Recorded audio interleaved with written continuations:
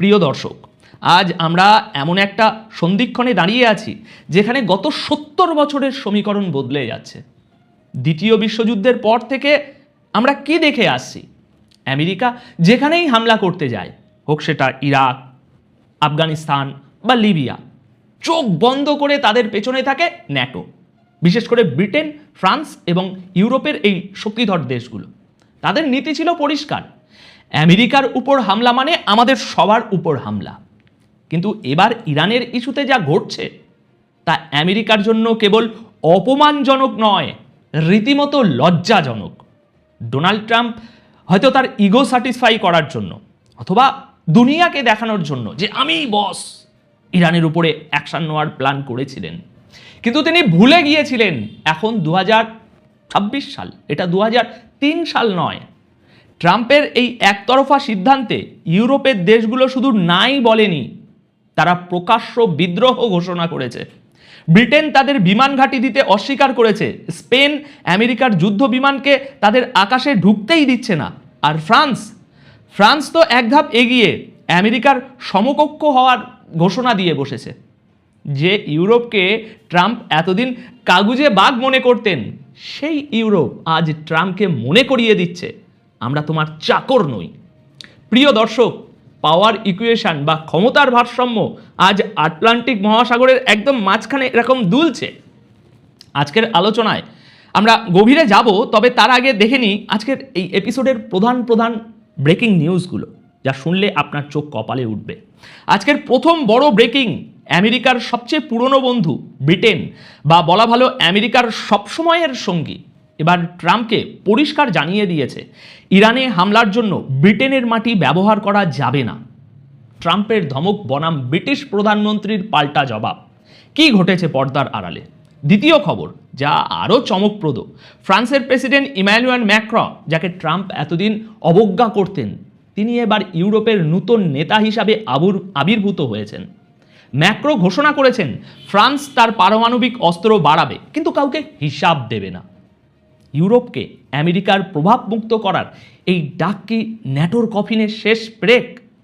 তৃতীয় এবং অত্যন্ত গুরুত্বপূর্ণ বিষয় হলো স্পেনের অভাবনীয় সাহস। আমেরিকার যুদ্ধবিমানকে রিফিউলিং বা তেল ভরার অনুমতি না দিয়ে ফিরিয়ে দিয়েছে স্পেন। ট্রাম্প রেগে গিয়ে স্পেনের সাথে বাণিজ্য যুদ্ধ বা ট্রেড ওয়ার ঘোষণা করেছে, কিন্তু সেখানে ঢাল হয়ে দাঁড়িয়েছে জার্মানি এবং পুরো ইউরোপীয় ইউনিয়ন।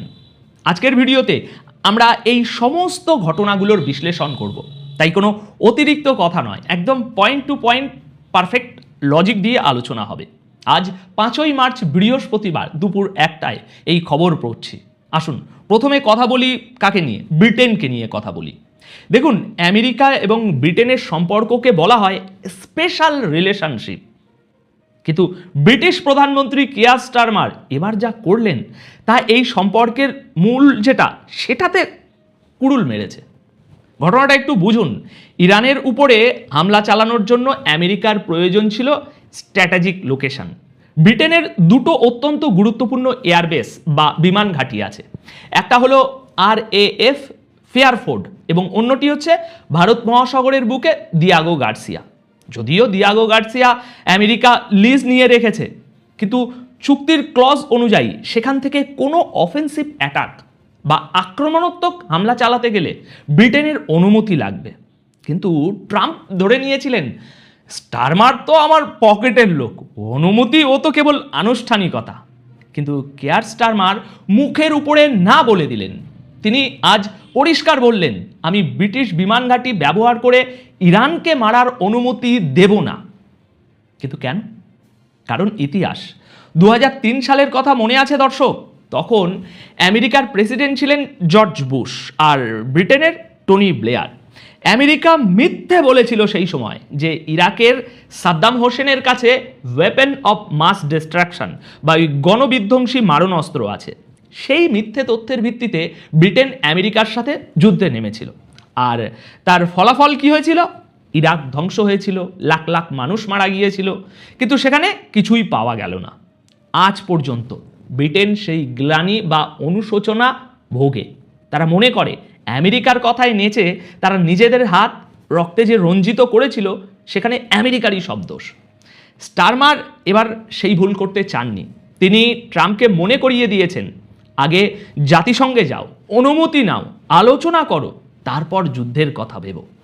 এবার এতে ট্রাম্পের প্রতিক্রিয়া কী ছিল? দেখুন, ট্রাম্প তো ট্রাম্পই। তিনি ক্ষেপে গিয়ে ব্রিটেনকে এবং স্টারমারকে স্টুপিড বা বোকা বলে গালি দিলেন।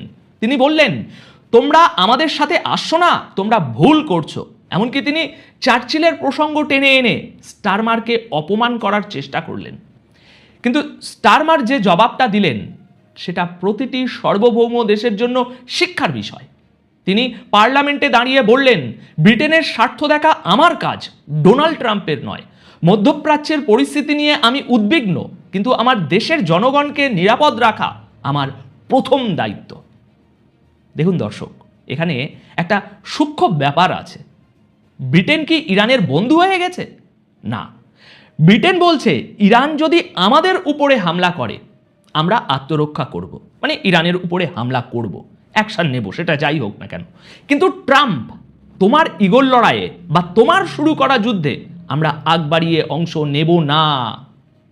সুতরাং আজ আমেরিকা একা হয়ে যাচ্ছে। যে ব্রিটেন আফগানিস্তানে, ইরাকে কাঁধে কাঁধ মিলিয়ে লড়েছে আমেরিকার সাথে, তারা আজ বলছে তোমরা লড়ো, আমরা নেই। এটা ট্রাম্পের জন্য কত বড় চাপেটাঘাত তা কি আপনারা অনুভব করতে পারছেন? আচ্ছা, এবার আসি ফ্রান্সের দিকে। ফ্রান্সের প্রেসিডেন্ট ইমানুয়েল ম্যাক্রন, এই মানুষটাকে নিয়ে ট্রাম্প এবং আমেরিকার মিডিয়া অনেক হাসি ঠাট্টা করেছে। গত 1.5 বছর ধরে ট্রাম্প বারবার ম্যাক্রোকে ব্যক্তিগতভাবে আক্রমণ করেছেন, তার মেসেজ লিক করেছেন, তাকে দুর্বল বলেছেন। কিন্তু এখন ম্যাক্রো সেই অপমানের বদলা সুদে আসলে প্রতিশোধ হিসাবে নিচ্ছেন। ফ্রান্স এখন ইউরোপের নেতৃত্ব দিচ্ছে। ম্যাক্রো খুব ঠান্ডা মাথায় বুঝে গেছেন, আমেরিকাকে বিশ্বাস করা যায় না। আমেরিকা আজ আছে, কাল নেই। তাই ইউরোপকে নিজের পায়ে দাঁড়াতে হবে। ম্যাক্রো একটা শব্দ ব্যবহার করেছেন, স্ট্র্যাটেজিক অটোনমি বা কৌশলগত স্বায়ত্তশাসন। তিনি কি করলেন? তিনি ঘোষণা দিলেন ফ্রান্স তার পারমাণবিক বা নিউক্লিয়ার সক্ষমতা বাড়াবে। কিন্তু সবচেয়ে ভয়ের বা চমকে দেওয়ার বিষয় হলো, তিনি বললেন, আমি আমার কাছে কতগুলো নিউক্লিয়ার বোমা আছে বা আমি নতুন কটা বানাচ্ছি তার হিসাব কাউকে দেব না, এমনকি আমেরিকাকেও না। এবার সিরিয়াসলি বলুন তো, এতদিন আমরা জানতাম অস্ত্র নিয়ন্ত্রণ বা নিরস্ত্রকরণের কথা, আর ফ্রান্স আজ কি বলছে? আমি বানাচ্ছি কিন্তু বলবো না। কেন? কারণ তিনি আমেরিকাকে এবং রাশিয়াকে দুজনকেই একটা বার্তা দিতে চান। বার্তাটা হলো, ইউরোপ এখন আর অসহায় নয়।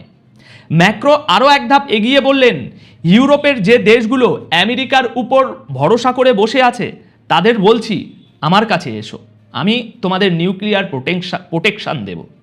চিন্তা করুন দর্শক, পোল্যান্ড, জার্মানি, সুইডেন যারা রাশিয়ার ভয়ে আমেরিকার দিকে তাকিয়ে থাকতো, ফ্রান্স তাদের বলছে আমি আছি। ফ্রান্স নিজের সাবমেরিন থেকে ছবি প্রকাশ করে শক্তি প্রদর্শন করছে এই মুহূর্তে। জানেন কি এর মানে? কি এর মানে?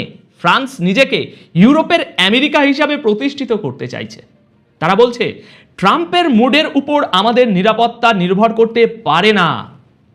ম্যাক্রো আমেরিকার যে নিষেধাজ্ঞা, ট্যারিফ বাড়ানোর যে হুমকি, সেই হুমকিকে পাত্তাই দিচ্ছে না।